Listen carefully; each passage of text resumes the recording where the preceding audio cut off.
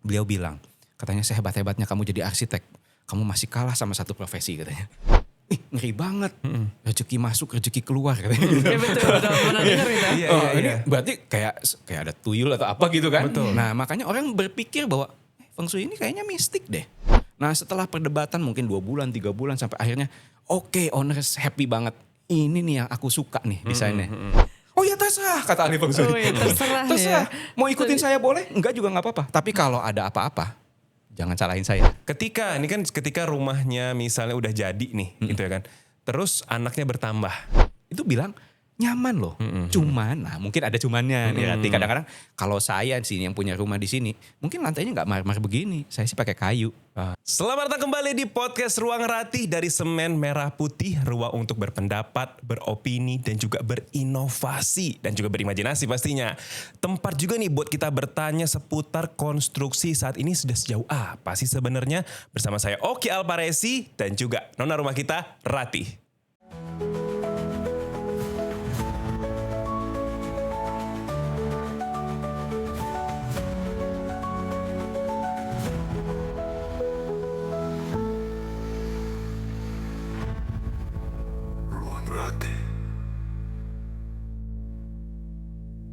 Tih, rumahmu tuh kalau setiap aku main kesini tuh kok selalu bikin nyaman, kayak nggak pengen pulang gitu. Jangan-jangan kamu pakai Feng Shui ya?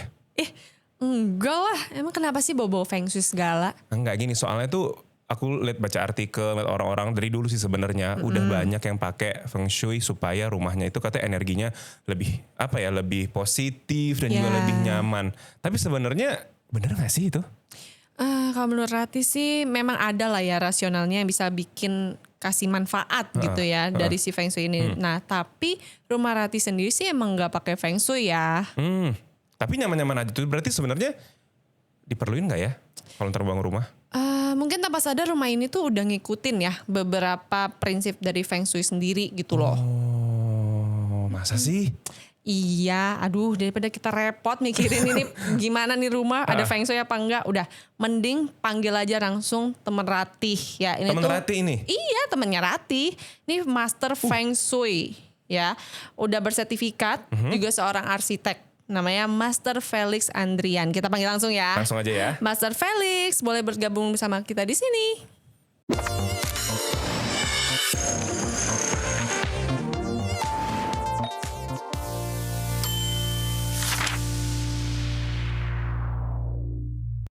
Terima kasih loh Master udah main-main ke rumah Ratih sih sebenarnya. Ini bukan Iya, rumah saya saya yang sebenarnya. terima kasih harusnya. Cuma saya selalu main ke sini dan selalu ngerasa tuh kayak nyaman terus positif energi di sini.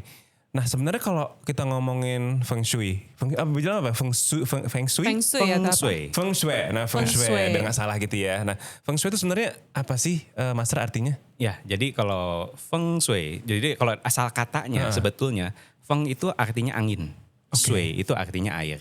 Jadi itu bahasa Mandarin sebetulnya. Ya, jadi ada juga yang mungkin tanya, kalau Feng Shui sama Hong Shui bedanya apa? Sebenarnya sama, cuma beda dialek aja. Ya, jadi di luaran sana yang paling terkenal itu antara Feng Shui atau Hong Shui.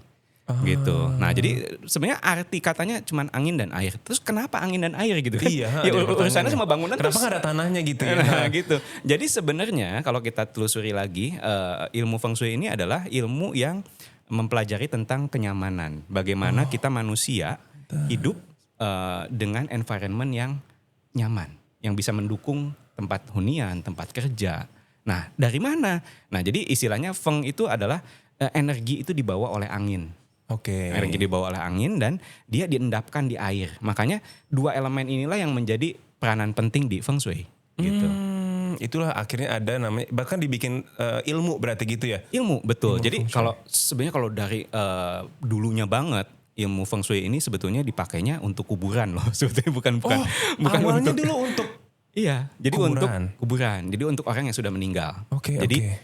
ahli Feng Shui zaman dulu itu mereka melihat landform atau bagaimana penataan gunung, lalu sungai dan lain-lain. Lalu makanya tempat makam itu posisinya harus di mana yang energinya paling bagus. Nah, tapi seiring dengan waktu, ternyata ilmu Feng Shui ini juga kok punya efek terhadap rumah untuk orang yang masih hidup. I see. Nah, disitulah maka karena ini ilmu udah ribuan tahun yang lalu sebetulnya. Dan sudah terus beberapa generasi ya itu mempelajari akhirnya kalau rumah untuk yang masih hidup juga itu punya efek yang baik. Jadi bagaimana flow angin di dalam rumah, flow terhadap istilahnya bagaimana angin itu tercipta. Lalu kalau misalnya ada gunung di belakang atau gunung di samping, gunung di sebelah kiri, sebelah kanan, mana yang lebih tinggi, mana yang lebih panjang. Ternyata punya efek terhadap hunian-hunian yang ditempati. Kalau misalnya ngadepnya ke selatan, kok begini ya efeknya. Ngadepnya ke utara, begini nih efeknya. Nah akhirnya mereka mencatat. Jadilah sebuah teori. Nah disitulah akhirnya memang kalau zaman dulu mereka belum mengerti ya. Dari mana pokoknya nggak gitu deh pokoknya. Kalau misalnya ngadepnya ke sini bagus deh. Ini orangnya sehat, orangnya happy. Tapi kalau ke sini bawaannya berantem mulu misalnya gitu. Tapi sebenarnya itu semua ada alasannya gitu ya, Master ya sebenarnya. Nah memang kalau kita baca buku ya banyak yang kayaknya nggak ada alasannya deh. Iya jadi ngeri banget. Rezeki masuk, rezeki keluar katanya gitu. Ya betul, benar dengar itu. Ini berarti kayak ada tuyul atau apa gitu kan. Betul. Nah makanya orang berpikir bahwa Feng Shui ini kayaknya mistik deh. Ya karena bisa bikin orang jadi gak hoki katanya. Kalau gak hoki misalnya rezekinya kurang. Ya rezekinya bermasalah. Hubungan rumah tangganya rusak. Nah mereka berpikir bahwa orang zaman dulu tuh berpikir ini ilmu yang kayaknya mistik gitu. Yes, iya. Ya. Nah, tapi memang seiring dengan waktu dan juga seiring juga di mana saya mempelajari ilmu ini sebetulnya. Basic saya kan arsitek nih. Nah, lalu dulu saya kenapa kok bisa terjun ke dunia Feng Shui gitu ya. Nah, sebenarnya dulu tuh karena ada senior saya yang datang ke kampus. Beliau bilang, katanya sehebat-hebatnya kamu jadi arsitek.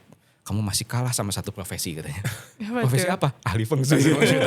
Nah disitulah yang menggelitik saya dan saya penasaran. Ini ilmu apaan sih? Kenapa sih kok arsitek kok bisa berdebat, bisa berantem. Bahkan arsitek-arsitek zaman dulu tuh mereka sebel banget sama yang namanya ahli Feng Shui. Oh gitu, karena apa? Punya pandangannya berbeda gitu maksudnya. Nah biasanya gini, ahli Feng Shui itu ya datang ketika mereka arsitek sudah mendesain nih. Mendesain itu kan perlu proses ya. Betul. Betul gak? Nah perlu proses, perlu waktu. Mereka biasanya debat juga sama owner. Iya. Ya. Ownernya Rati pengen gini. Kata arsitek jangan begitu jelek. Gitu kan. Ini harusnya begini. Karena secara ilmu arsitektur ya arsitek perlu menceritakan dasarnya seperti apa. Supaya ventilasinya baik, supaya pencahayaannya baik. Ini harus begini gitu. Nah setelah perdebatan mungkin 2 bulan, 3 bulan sampai akhirnya owner happy banget. Ini nih yang aku suka nih desainnya. Tiba-tiba sebentar sebelum dibangun. Kita tanya dulu ahli Feng Shui. Jadi kayak ngerecokin ya jadinya ya. Nah begitu ahli Feng Shui datang, kata ahli Feng Shui. Maaf, ini pintunya gak boleh di sini. Tangganya gak boleh di situ. Waduh. Ini kamarnya, ranjangnya harus sebelah sini. Ini harus sebelah situ. Arsitek pusing. Harusnya ahli Feng Shui di awal ya berarti ya? Nah itu dia. Jadi makanya kan banyak arsitek yang sebel banget kondisi itu. Akhirnya mereka bilang, ya udah yang jadi arsitek ya kamu aja, gitu kan? Ya karena perubahan di arsitektur itu satu item aja sebetulnya bukan cuma satu item. Karena itu akan ngerembet ke item yang lain. Betul. Ya, sirkulasi, ya struktur dan lain-lain. Nah memang karena datangnya terlambat ini, ahli Feng Shui ini seakan-akan menjadi orang yang suka bikin onar. Ya kan? Pintunya gak boleh di sini. Kenapa? Nggak tahu. Pokoknya bagusnya di situ. Tanpa alasan. Tanpa alasan biasanya. Jadi apalagi mohon maaf ahli Feng Shui zaman dulu itu memang disegani. Yes. Jadi ketika owner bilang iya sih. Kata arsitek, Pak kalau pintunya sebelah sini jelek loh. Nanti jadi aneh loh. Nah, terus kan ownernya juga bantuin ya. Ownernya bantuin. Iya loh. Kayaknya jadi aneh ya rumahnya ya. Terus bilang sama ahli Feng Shui-nya. Master, boleh nggak kalau nawar pintunya jangan di situ, tetap di sini aja. Oh ya terserah, kata ahli Feng Shui. Terserah. Mau ikutin saya boleh? Enggak juga nggak apa-apa. Tapi kalau ada apa-apa, jangan salahin saya. Tuh kan, Nah, aduh. sebagai orang yang ibaratnya baru bangun rumah atau misalnya di rumah pertama, pasti kan ya lumayan jadi concern gitu ya. Berarti Betul. peran dari feng shui atau ahli feng shui ini untuk membangun rumah itu tuh cukup penting ya menurut Master tuh gimana perannya? Nah, jadi seiring dengan berjalannya waktu saya belajar mengenai ilmu ini karena kan tadi curious tadi ya, kenapa ya kok ahli feng shui sama arsitek itu harus berantem. Lalu saya belajar, baca-baca buku, memang ngeri sih. Kalau dari baca buku tuh bahasanya, waduh, ya tadi rezeki masuk, rezeki keluar. Ini logikanya di mana nggak dapat juga. Sampai akhirnya saya belajar ke Singapura, ya ada master Grandmaster Vincent Ko, lalu saya juga belajar dari Grandmaster Raymond Lo dari Hong Kong. Nah, beliau-beliau inilah yang membuka pemikiran saya. Dan saya belajar ilmu feng shui ini dari sejarahnya. Oke. Jadi dari mulai dinasti ini, feng shui itu seperti ini, metodenya seperti ini. Ternyata ganti dinasti itu bisa berubah. Berarti ada update. Oh, ada update. Berarti tapi kalau masuk ke Indonesia sendiri tuh dari kapan sebenarnya feng shui, Master? Sebenarnya sudah cukup lama ya. Cukup karena lama ya? dulu tuh sempat, ya kan ini asalnya dari Tiongkok ya. Betul. Ilmu ini nih. Nah cuman zaman di waktu tertentu itu dilarang. Di Tiongkoknya sendiri dilarang. Bahkan istilahnya ya ahli-ahli feng shui itu diburu gitu ya. Nah mereka akhirnya makanya pada pindah. Oh, gitu. Pindah keluar dari Tiongkok. Makanya lebih populer di Malaysia, lebih populer di Singapura, lebih populer di Taiwan, di Hong Kong. Nah, karena mereka menyebar. Nah, termasuk mungkin ya salah satunya ke Indonesia juga. Betul. Ya, betul, jadi sebenarnya ilmu ini sudah cukup lama sih. Ya, jadi Oke. kalau dari yang saya tahu juga dari orang tua saya juga sudah mengenal ilmu ini sebetulnya. Berarti Cuman memang- nggak ngeh aja pada saat itu saya. Tapi memang sebenarnya udah terpapar, kayak kita juga mungkin di lingkungan kita terpapar sama orang yang menggunakan feng shui dan tidak itu ya lumayan banyak gitu. Tapi kan feng shui ini adalah sebuah ilmu ya gitu ya Pak ya. Ketika rumahnya misalnya udah jadi nih gitu ya kan. Terus anaknya bertambah Ya. gitu ya. Apakah akan mempengaruhi feng shui dari rumah itu, harus ada yang diubah atau gimana? Kan agak repot juga gitu Pak ya kalau misalnya anaknya jadi 5 jadi 10 berarti harus ngubah arah-arah lagi gitu gak sih Pak konsepnya? Ya, secara prinsip sebetulnya jadi di ilmu feng shui sendiri itu ada dua jadi ada dua bagian juga sebenarnya. Jadi ada yang secara umum energinya itu baik untuk semua orang. Oke. Ya, artinya siapapun penghuninya, kita tidak melihat dari tanggal lahirnya. Kadang-kadang kan ada yang suka lihat tanggal lahirnya dan lain-lain gitu ya. Nah, itu nggak selalu dari situ. Jadi yang namanya feng shui yang baik biasanya pengalaman saya, setiap kali ada orang masuk ke situ akan merasanya, kayak ini misalnya datang ke rumah Ratih. Rumah Ratih di sini kok nyaman banget ya. Kayak yang Koki bilang Iya, tadi. betul. Tadi jadi istilahnya dari misalnya kan 10 orang datang ke sini, mungkin 8 itu bilang nyaman loh. Cuman, nah mungkin ada cumannya nih Ratih. Kadang-kadang kalau saya di sini yang punya rumah di sini, mungkin lantainya nggak marmer begini. Saya sih pakai kayu. Nah kalau saya satu lagi, saya lebih banyak mejanya mungkin pakai bahan logam dan lain-lain. Nah itulah baru masuk tadi elemen dari si penghuninya. Jadi kadang-kadang ya memang bertambah anak dan lain-lain pasti ada perubahan. Iya. Tapi Oh. tidak selalu bahwa harus dibongkar. Nggak selalu juga. Ketika si bangunan itu sendiri sudah nyaman, sudah baik, energinya sudah oke. Sebenarnya ya yang penting kan nyaman dulu. Iya. Nyaman dan aman. Selama itu tercapai sebetulnya itu sudah oke. Tapi kalau kita mau lebih maksimalkan, lebih optimalkan, mungkin ada ruangan-ruangan tertentu yang harus misalnya, yang ini dipakai untuk ruang belajar anak. Nah berarti kan anak yang tinggal di situ, yang belajar di situ, itu yang kita fokuskan. Fokuskan IC. Berarti Gitu. memang bisa menyesuaikan gitu loh. Ini kan kalau Ratih ini kan Gen Z dan estetik banget nih. Nah, Iya kan iya. Master. Kalau antara estetika dan feng shui itu bisa berjalan berbarengan nggak, atau ya nggak bisa gitu, memang harus arahnya sini gitu kan ada beberapa mungkin desain yang jadinya jadi nggak estetik mungkin gitu ya. Bisa nggak nih Master? Nah itu dia, makanya kenapa si arsitek paling sebel sama ahli feng shui. Sampai hari ini, sampai detik ini. Sampai detik ini kadang-kadang ada aja, masih ada Oke. yang maksudnya nggak, sekarang udah agak lumayan, tapi zaman pertama kali saya terjun itu tahun 2000-an ya, berarti 20 tahun yang lalu lah ya, itu saya habis belajar dari sana, itu saya ketemu arsitek masih mukanya asem. Kalau ketemu orang Kalau feng ketemu, shui. jadi datang ke kantor saya, kalau sama kliennya, mukanya itu udah tertunduk, lemas, lesu gitu ya. Pasti udah ini pusing gitu desainku, ya. ini pasti diobrak-abrik, diobrak-abrik pasti ini. jadi aneh. Banyak orang yang bilang soalnya, kalau desain pakai feng shui itu pasti aneh. Nah sebenarnya setelah saya telusuri yang bikin aneh itu apa? Apa Ya tuh? tadi yang tadi Rati bilang, datangnya terlambat.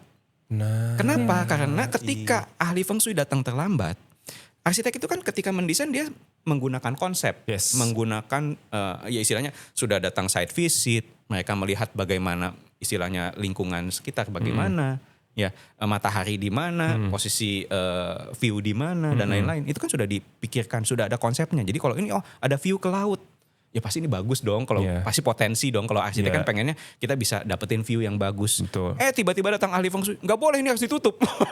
Kan berantakan semua. Iya. Nah nanti kalau udah berantakan biasanya kan datang teman-teman ya, datang ke rumah. Kok rumah kamu aneh ya? Arsiteknya siapa sih? Sebel banget Yang gitu ditanya arsitek. arsiteknya dong. Iya arsiteknya, Benar. kredibilitas arsitek Iya, yang iya, benar, dipertanggungjawabkan di situ kan. Nah makanya sebenarnya saya lihat-lihat lagi nggak harus begitu kok. Ketika kita menempatkan diri posisinya tepat, waktunya tepat, yang saya coba selama ini, feng shui itu kita harus mendukung arsitek sebetulnya. Tunggu, berarti feng shui harus mendukung arsitek. Betul. Oke. Dalam, ya ini kan kita role-nya apa nih? Yes. Dalam mendesain rumah, feng shui ini kita sebagai konsultan. Oke. Hampir sama halnya dengan konsultan-konsultan lain sebetulnya.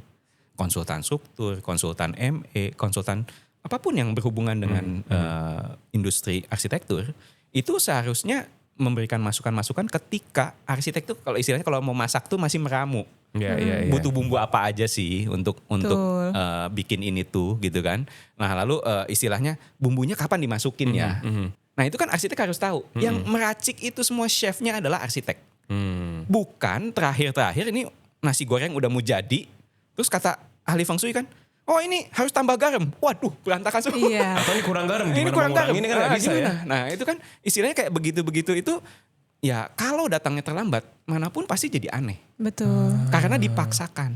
Jadi Yes. tadi pintu kita sudah pikirkan arsitek tuh flow-nya dari mulai masuk.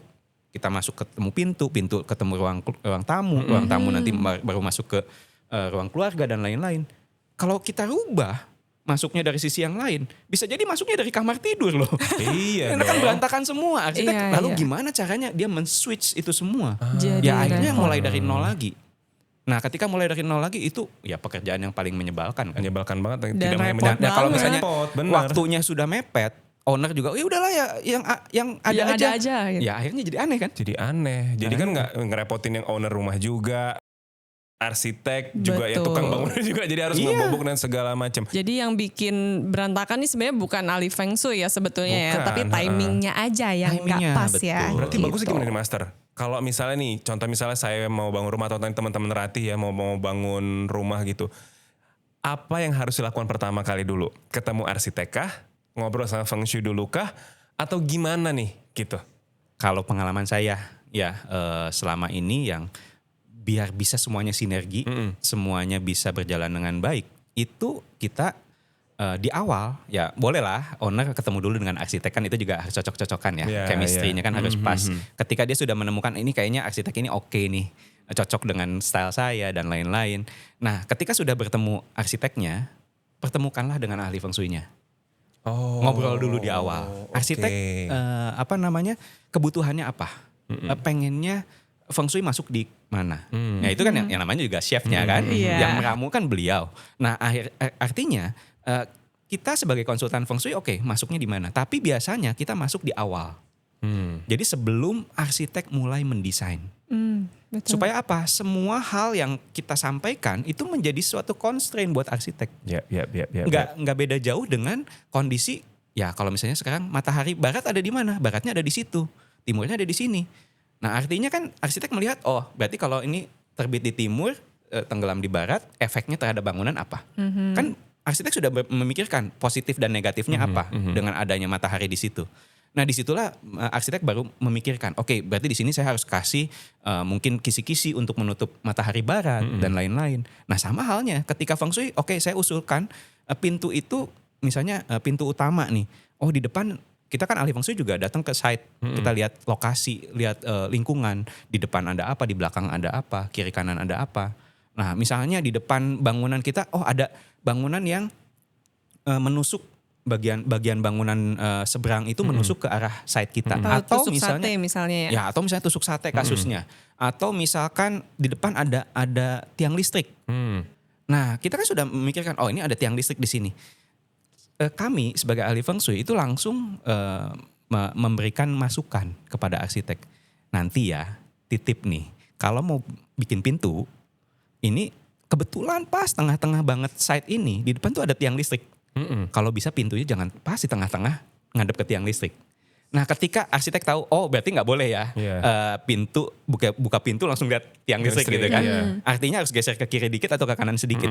Nah, memang kan arsitek tuh biasanya juga punya konsep ya. Ketika misalnya ownernya, oh aku pengen bikin desain rumahnya klasik. Klasik biasanya identik dengan simetris misalnya. Berarti kemungkinan kan pintunya di tengah tuh.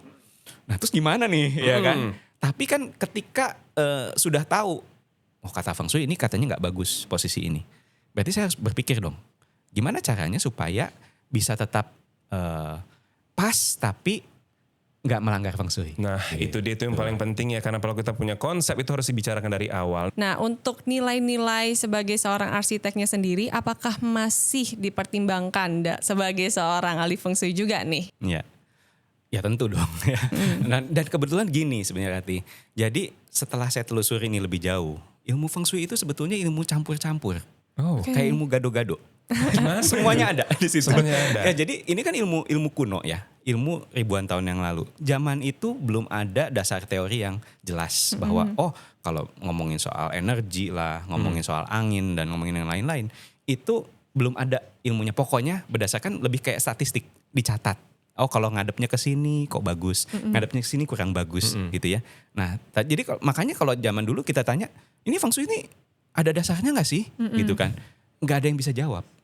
Tapi seiring dengan saya belajar dari sejarahnya ilmu feng shui dan lain-lain, nah di situ saya mulai klik sebetulnya. Ketika saya belajar itu, pas guru saya cerita nih, zaman dulu ini begini, kondisinya seperti ini nih, ya. Nah feng shui itu kita pelajari energi seperti ini. Oh itu mirip loh bahasanya. Dia ngomongin soal qi itu dibawa oleh angin. Ya. Di arsitek juga kan ada yang namanya ilmu fisika bangunan. Iya betul. Nah ilmu fisika bangunan ini ternyata ngomongin soal in dan out angin. Iya. Ya jadi ada bukaan, ada cross ventilation. Nah, makanya kalau di ilmu feng shui itu ada tuh yang istilahnya pintu ketemu pintu tuh nggak boleh. Karena langsung keluar. Nah, itu katanya yang tadi yang saya bilang, rezeki masuk, rezeki keluar. Ya. Nah, itu tuh yang tiba-tiba flow begitu. Nah, ini bisa bikin orang tidak hoki. Padahal kita di ilmu arsitektur, ya aku belajar loh dulu. Ya kita pakai wind tunnel, kita pakai asap, kita bikin maket. Lalu angin itu masuknya kemana? Nah, disitulah saya ingat, ternyata sekarang dengan berjalannya teknologi ya, itu ada tuh software. Saya nemuin software tuh di iPad waktu itu. Saya nemuin software, ini bagus banget nih, mempelajari tentang angin.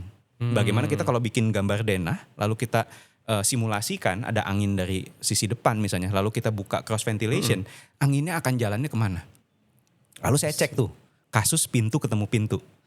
Nah ini gimana nih yang katanya rezeki masuk, rezeki keluar nih. Nah itu nanti mungkin bisa ditampilin ya di video, nanti kita bisa lihat. Jadi kondisi ini itu ketika saya pelajari, oh angin masuk. Ketika pintunya satu garis lurus dengan ukuran yang cukup besar, ada in, ada out. Ini kita kalau belajar di fisika bangunan, ada cross ventilation pasti. Ketika dia posisinya garis lurus, angin itu akan bergerak lurus dan kencang. Terjadilah wind tunnel, gitu.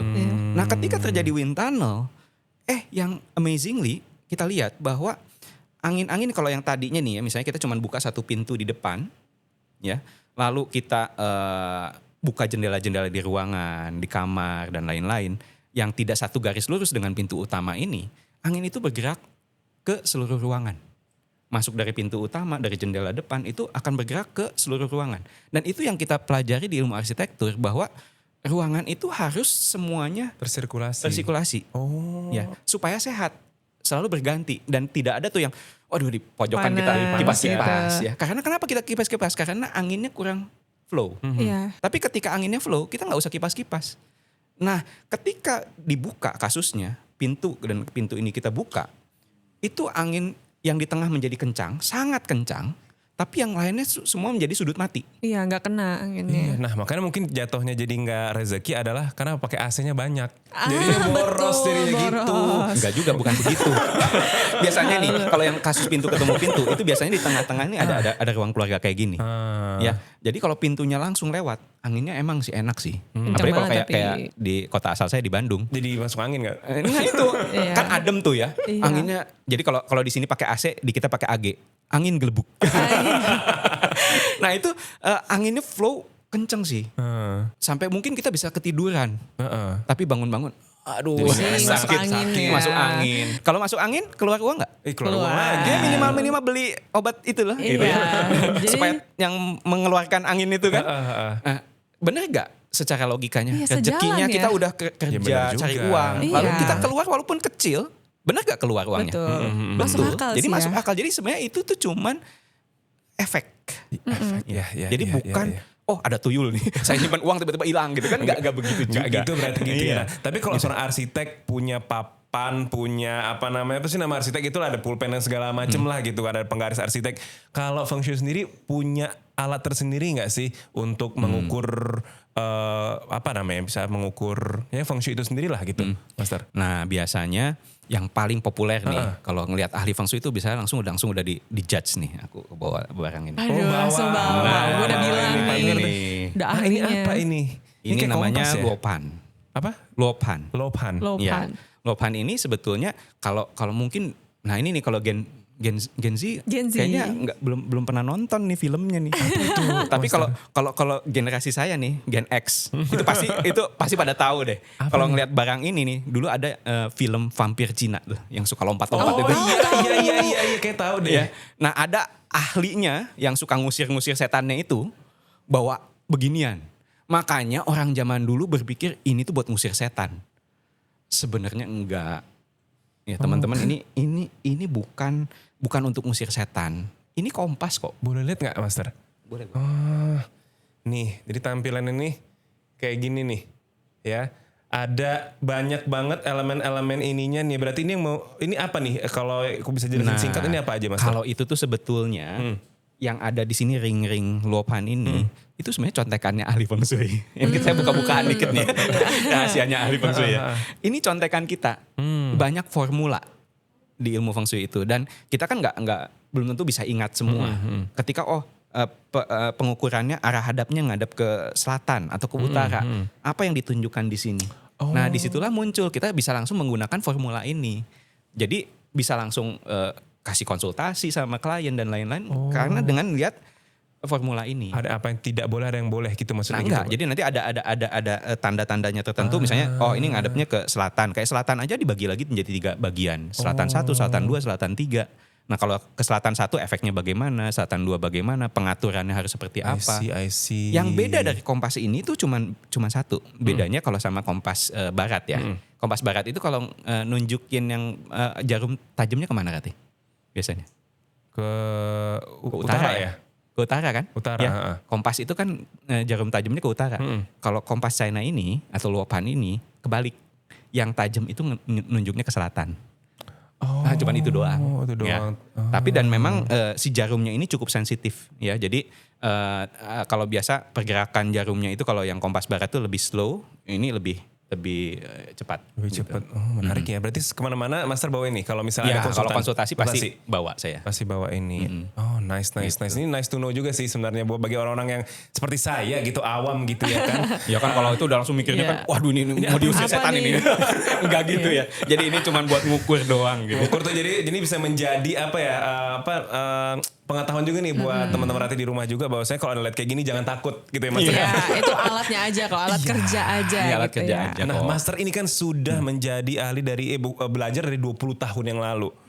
20 tahun yang lalu berarti udah banyak bisa melihat proyek-proyek besar misalnya gitu ya, atau pernah menghandle juga bangunan-bangunan di Indonesia gitu ya. Ya. Nah, dari Master sendiri pernah punya ada atau mendengar study case nggak soal high rise building yang mungkin menggunakan feng shui juga. Kalau rumah kan mungkin tadi udah banyak bahas gitu. Tapi kalau high rise building sendiri tuh ada pakai feng shui juga, Master? Ada. Jadi sebetulnya semua jenis tempat yang kita tempatin sebetulnya itu bisa kita terapkan feng shui.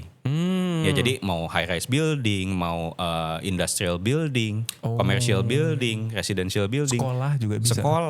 Semuanya bisa. Kenapa? Karena kita mempelajari bagaimana flow energi dan lain-lain tadi. Jadi misalnya tadi seperti ngomongin soal angin, bagaimana angin masuk ke dalam. Ya kalau ke sekolah juga kan sama ya. Iya. Kan sekolah juga perlu ventilasi yang baik, perlu pencahayaan yang baik.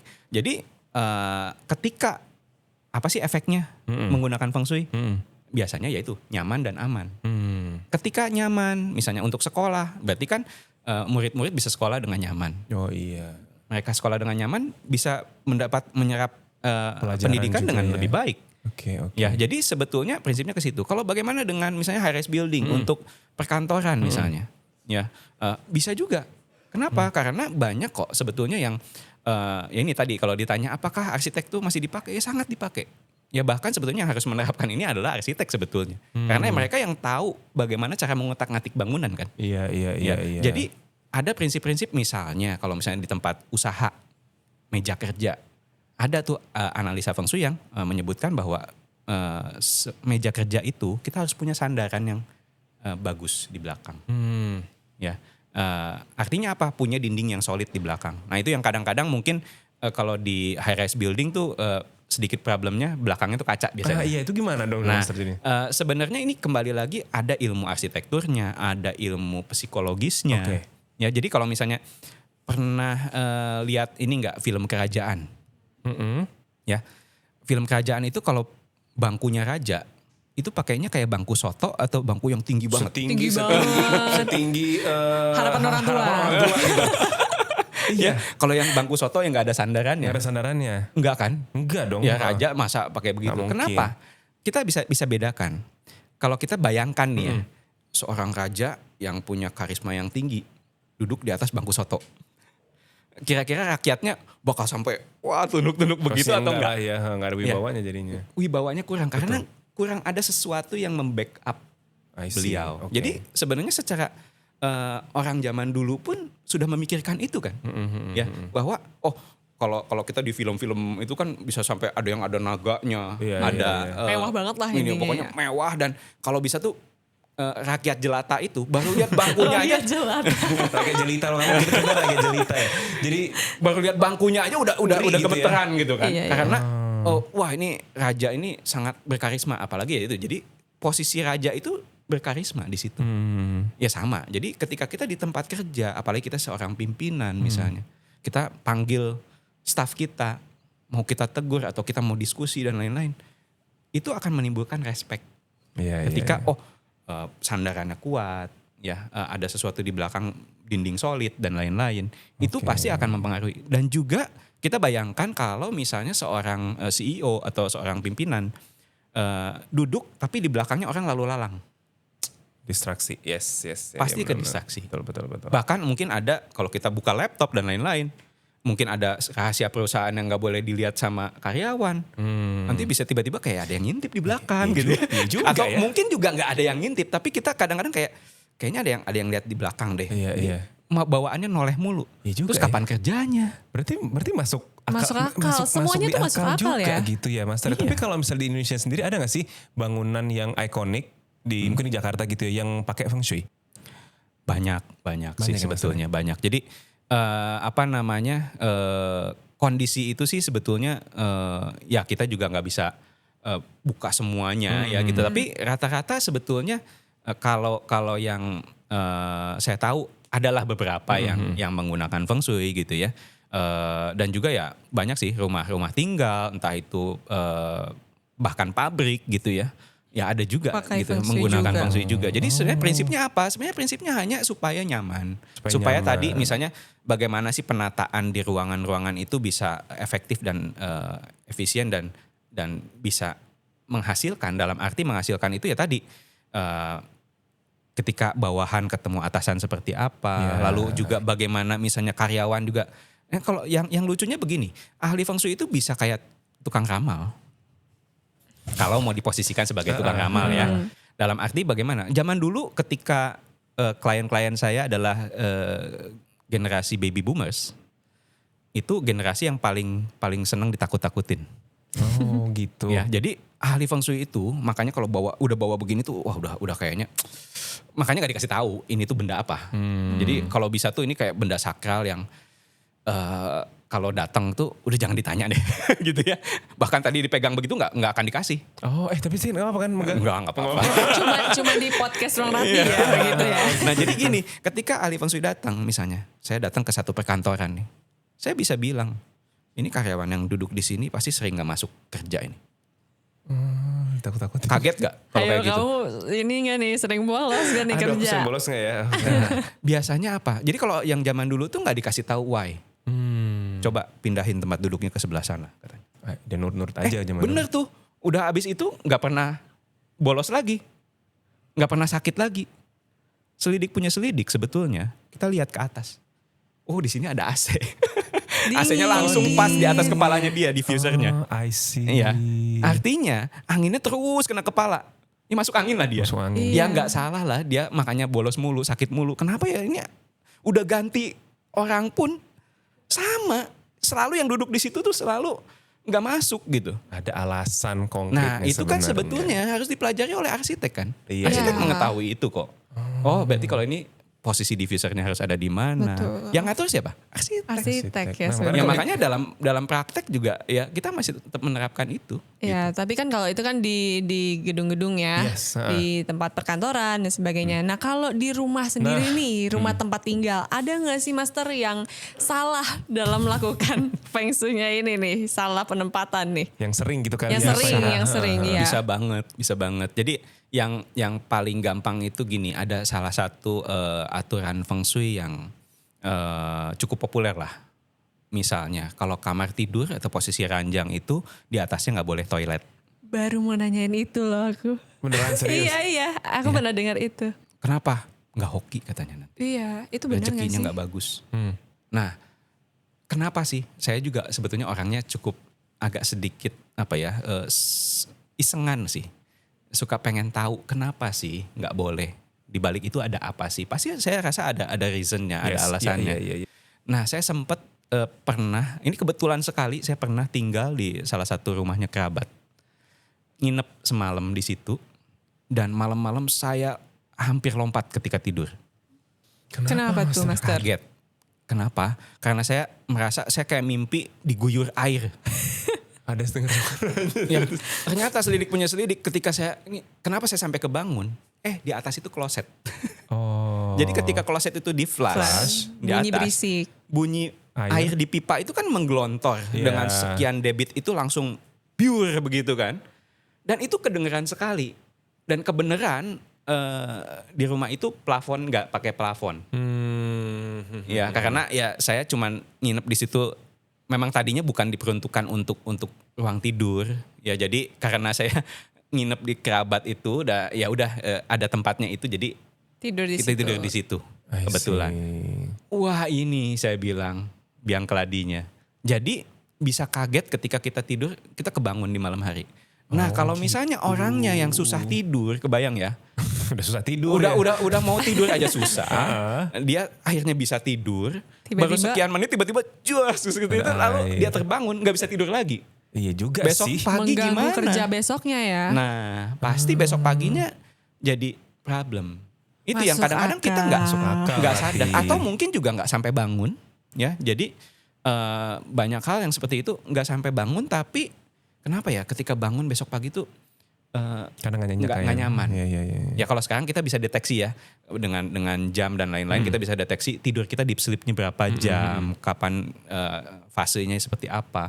Nah itu kan bisa dicek tuh. Betul. Nah itu bisa kita lihat sebetulnya. Jadi ketika dia mau masuk ke deep sleep, tiba-tiba keganggu itu balik lagi ke zona awal lagi. Tanpa sadar Tanpa ketika sadar. bangun. Jadi ketika nggak bangun fresh. nggak bisa fresh tidur. Walaupun tidur udah 8 jam loh. Ya.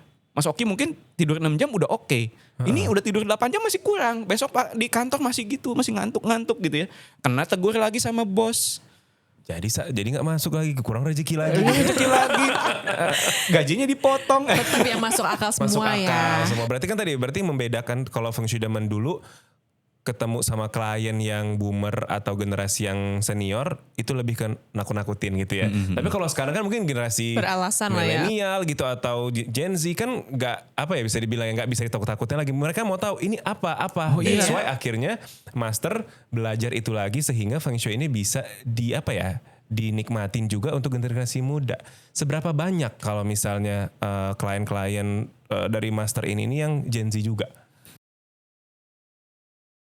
Jadi ketika orang tua bilang, oh kamu kalau desain rumah harus pakai feng shui. Jadi sampai istilahnya dari mulai cari tanah sampai beliau pindah rumah, saya anterin semua. Master, kalau di beberapa apartemen gitu ya atau misalnya perkantoran ada beberapa angka yang hilang. Nah itu kan ada yang angka namanya angka 4 gitu. Biasanya dilompatin, kalau nggak dilompatin ke 5, kalau nggak 3A. Itu feng shui atau bukan itu? Semen merah putih, semen kita semua, semen negeriku, semen bangsa.